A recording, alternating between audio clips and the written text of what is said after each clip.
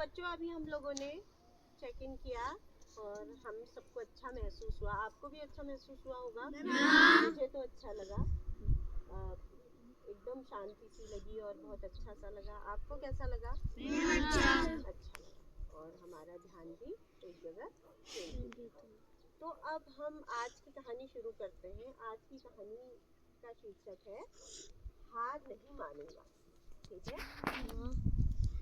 ये कहानी है एक ऐसे धावक की जो कि जिसने कि अपनी क्षमता से और अपनी उत्साह से, अपने प्रयासों से खुद को कहीं पे वो कर दिया, मतलब अपना नाम कर दिया आगे। ठीक है?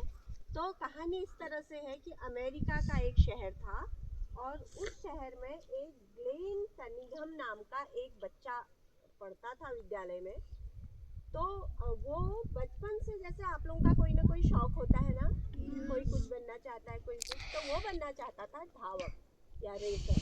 जैसे हमारे यहाँ विजय दौड़ता है ना, तो उसको भी दौड़ने का शौक था और वो भी धावक बनना चाहता था। बहुत मेहनत करता था और वो अपने विद्यालय में हर जगह जब भी कोई प्रतियोगिता होती थी तो वहाँ चैंपियन रहता था हमेशा। ठीक है?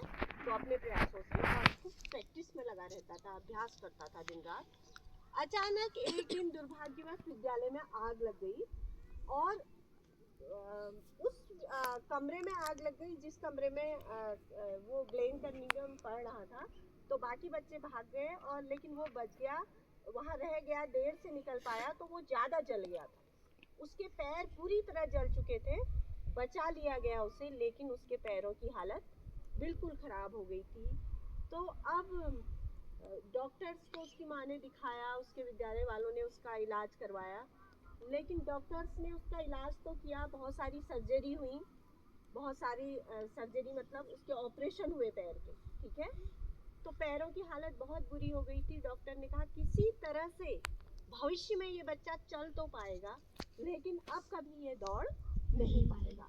इसका जो धावक बनने का सपना था वो कभी पूरा नहीं हो पाएगा। तो ग्लेन कनिंघम एकदम निराश हो गया उस समय। तो उसके बाद उसका इलाज हुआ, बहुत सारी सर्जरी हुई, धीरे धीरे उसने चलना सीखा, स्टेप बाय स्टेप वो चलता था।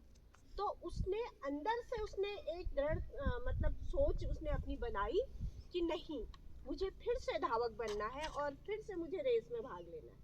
ठीक है?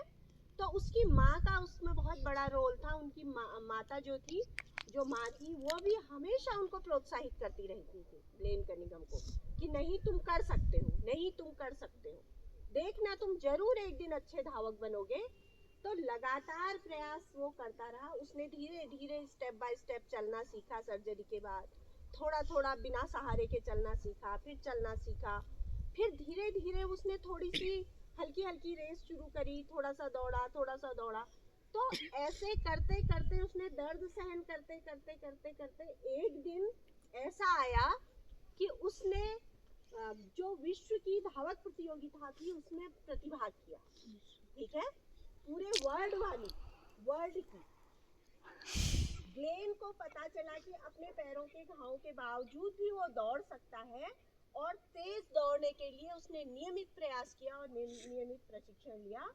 और धीरे धीरे एक दिन जब उसने प्रतियोगिता में प्रतिभाग किया अपने राष्ट्रीय स्तर की, तो उसमें भी उसका स्थान अच्छा आया और फिर उसने जो वर्ल्ड चैंपियनशिप होती है उसमें प्रतिभाग किया और उसमें उसने सिल्वर मेडल लेके आया।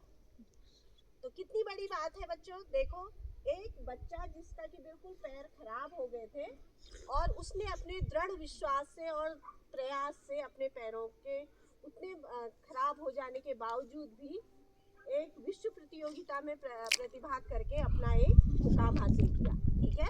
तो आज भी हम उनको याद करते हैं। ठीक है?